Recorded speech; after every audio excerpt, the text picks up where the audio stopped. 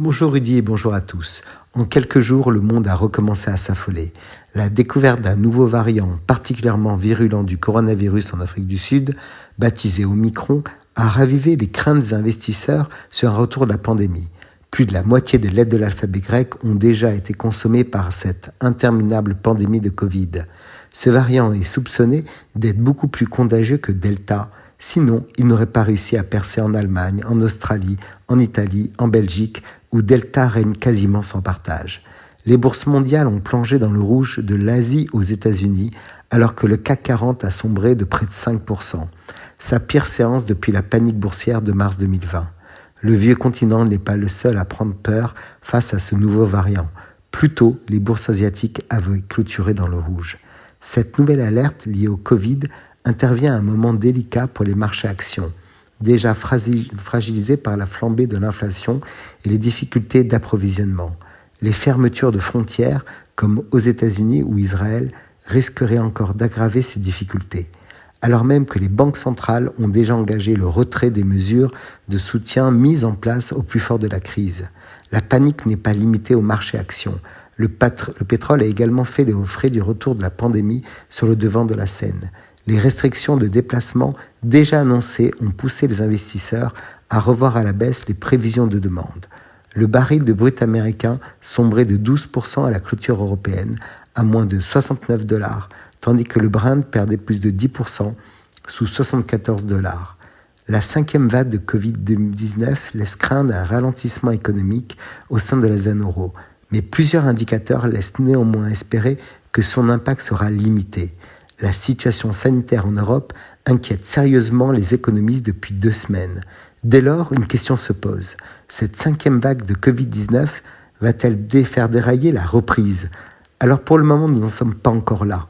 Si en Hongrie, en Autriche ou en Pologne, la montée des décès est importante, dans aucun pays, les très forts taux de mortalité de l'hiver dernier n'ont été atteints. Les nombreuses inconnues autour du nouveau variant, en particulier sur sa capacité à échapper ou non à l'immunité conférée par les vaccins, poussent cependant les investisseurs à la prudence. À la recherche de valeurs refuges, ils se sont rabattus sur les obligations souveraines. Cette situation, qui n'a plus rien d'inédite, après 21 mois de crise sanitaire, pourrait donner lieu à un coup de frein à la reprise économique, jusqu'alors bien plus forte que prévu en Europe. Des économistes estiment que l'instauration du pass sanitaire en Allemagne, qui s'ajoute à certaines restrictions prises par les Länders, pourrait affecter la consommation et faire perdre presque 1 point au PIB du pays au 4e trimestre. Dans l'hypothèse où les mesures dureraient 1 mois, cette défaillance de la première économie du continent pourrait se traduire par un impact négatif de la zone euro sur le PIB de 0,5%, ce qui est gigantesque. Pire, l'instauration d'un confinement strict dans les 9 pays européens les plus exposés à la 5e vague amputerait le PIB de la zone euro de près de 1 point sur les 3 derniers mois de l'année. Enfin, le scénario noir, qui suppose également de nouvelles restrictions dans les pays d'Europe du Sud, conduirait à un recul du PIB européen au 4e trimestre, après plus 2,2% au 3e.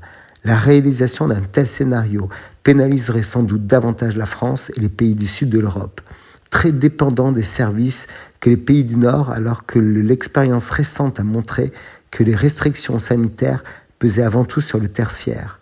Mais la 5e vague n'est pas comparable aux précédentes, et il existe plusieurs raisons d'espérer. D'abord, la France a brillé par le dynamisme de son activité ces derniers mois. Contrairement aux prévisions initiales qui tablaient sur mi-2022, le PIB tricolore a retrouvé son niveau d'avant-crise dès le 3e trimestre, si bien que l'acquis de croissance atteint désormais 6,6%. En clair, si le PIB français est resté stable au 4e trimestre, la croissance sur l'année 2021 serait tout de même de près de 7%. Les autres indicateurs sont tout aussi rassurants. L'emploi a dépassé ses niveaux de 2019. Le moral des ménages est resté stable en novembre et le climat des affaires a poursuivi sa progression sur ce même mois, plus 2 points par rapport à octobre. Donc, on a encore beaucoup de raisons d'espérer et le pire n'est jamais sûr. Très bonne semaine à tous.